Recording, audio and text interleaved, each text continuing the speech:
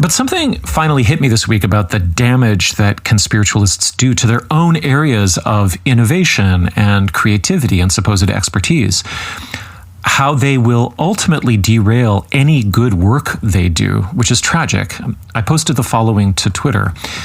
If Bauhauswife is willing to fudge data that everyone can see, what would she be willing to make up about her own field of free birthing? Birth activism isn't my lane, but I get that a medical practice with a patriarchal history needs to have assumptions challenged.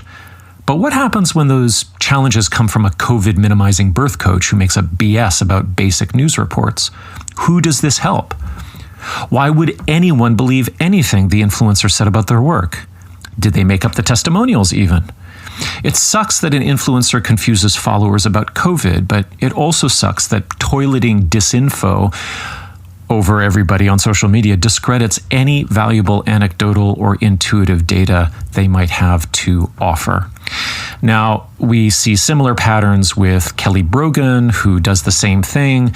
She offers this really good critique of excesses in her own field of psychiatry, but then she comes out and she says that germ theory is wrong. So why should anybody believe anything she says, even the interesting, the good, the legitimate stuff about psychiatry? Zach Bush has great things to say about agriculture and the gut biome, and then he damages the credibility of everyone else who works earnestly on those things by talking shit about vaccines. I'm going to end with another clip, which follows this bizarre turn in the post where she goes off on an in-law who asked her to tone down the Canada bashing on Facebook. From where I sit, this is an important bit because I think it gives some insight into the personal drivers at play in the Bauhauswife COVID denialism Costa Rican drama. And it also reveals something about what any influencer might be afraid of.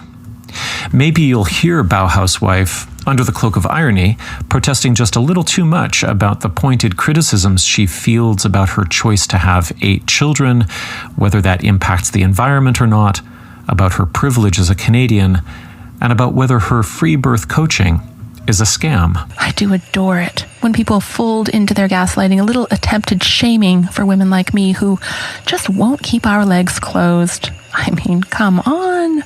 Not only are we responsible for global warming and overpopulation, but surely we've really only been procreating in order to line our pockets with state bribes. Loud and clear. Ultimately, we're grifters for having played the system via our fertility as well as through the work that we do. Because, of course, as a health coach and birth consultant with a focus on supporting the healing of others outside of the industrial medical paradigm, I am automatically seen by many as the most abject of charlatans.